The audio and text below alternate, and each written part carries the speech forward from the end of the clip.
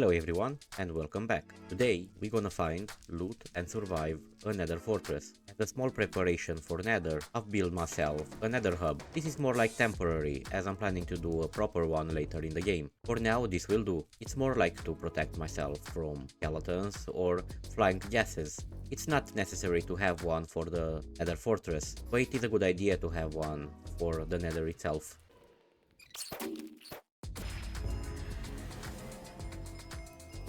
Nether can be full of surprises, reason why we have to be extra careful. We have no idea where the closest fortress it is, but there is something that can help us. This website will give you all the fortresses around you. You just need a seed from your world and your coordinates. Here is my position. Now I can see where is the closest fortress from me. It's gonna be one of those two. I'll probably go ahead with this one, let's say, which is around 300x and 360z. Doesn't really care about why, and it gives you a rough idea of where the fortress is gonna be, especially for us because we are in the early stages of the game and we are not equipped properly for this environment. Now that I have my approximate location, it's time for the next step, which is gonna be highways. If you are at the start and you are not quite sure about how to do them or how to get to that position, the safest thing would be to go through the ceiling. You just stare up till the very top and then you start bridging towards your destination through the ceiling. It is just safer to do that. For me and for the purpose of this video, I will bridge across Nether as normal. I think it will keep the video more interesting. Look at all these view sites.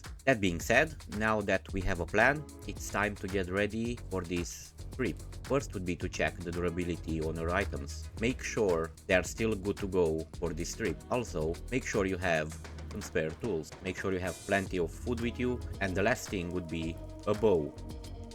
I highly recommend taking a bow with you. We will be encountering a lot of flying mobs, which are hard to deal with if you're relying just on a sword. If you have everything ticked off, we are ready for some building. As we said, we are heading towards 300 with 350, so if you press F3, you can see your coordinates. Now moving around will give you an indication of which direction you have to go to. Let's crack on. Want to make sure I don't lose my way towards my base, reason why I will light my path with torches.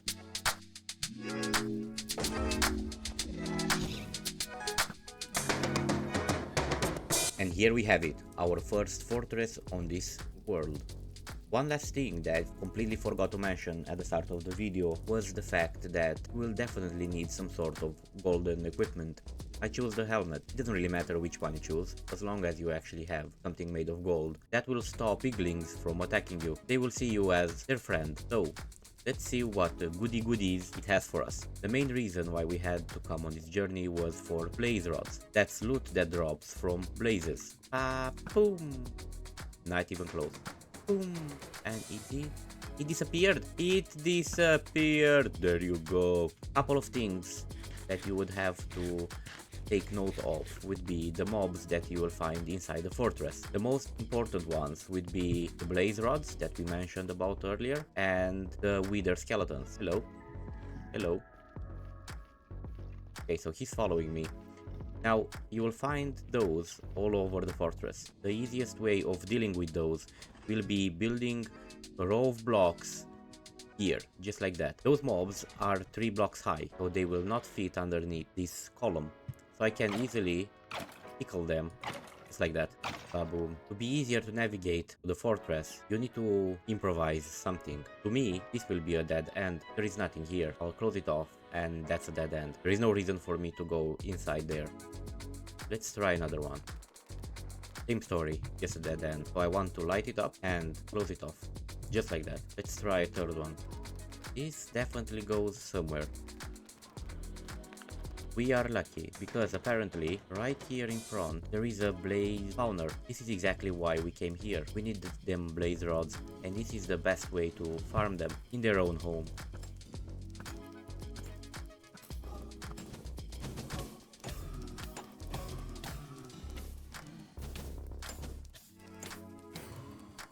I don't have any fire protection on me, so I have to be really careful. These guys are not playing. Another thing that would have helped would be having loot enchantment on my sword, which I don't, but I'm not really worried about because I don't need that many blaze rods, at least not for now. Our main issue in the overworld is that we haven't got any villagers, and the only way to sort that problem would be to heal some zombified villagers that spawn randomly at night. Oh, that's dangerous, that's dangerous. For now, I will just spend some time here and try to gather 2 blaze rods. We already have 3, but that's not gonna be enough. Couple of minutes later, we got ourselves 22 blaze rods. That's more than we need for now. As I said, if I would have had loot, things would have been way faster. But it is what it is. Here we have our first chest. Let's see how lucky we are. And not so lucky. 2 horse armors and a couple of nether warts. That's good. But oh, let's see. Golden ingot, a saddle, a diamond, and 2 obsidian. Still not great. Still not great. Next on my list are these nether warts. This is the only place we'll actually find them, and these are essential for potions. I'll definitely grab this. And here we have our 3rd chest. Oh my days, are even worse. It's even worse than the previous 2. This fortress is not helping me. All these corridors are blocked, are dead ends, nothing going on here. Everything is a dead end. Look at this, another one. Dead end again. Oh my god, again. Our 4th chest, come on, some luck. Oh no, 2 obsidians, so lucky. 2 diamonds, best loot I've found so far. This is officially the worst fortress ever. While I was wandering around, trying to see if it's anything that I've missed, I've encountered this. Give me your head. Not dead, not dead. Oh, that was close. You motherfucker. Take this, take this.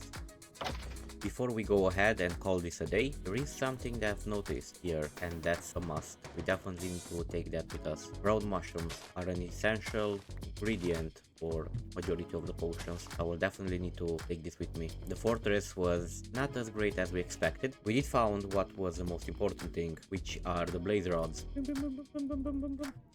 But the fortress itself was quite cheap, didn't give us much, just some really bad loot. Out of the 4 or 5 chests that we found, well, it is what it is. Time to go back home.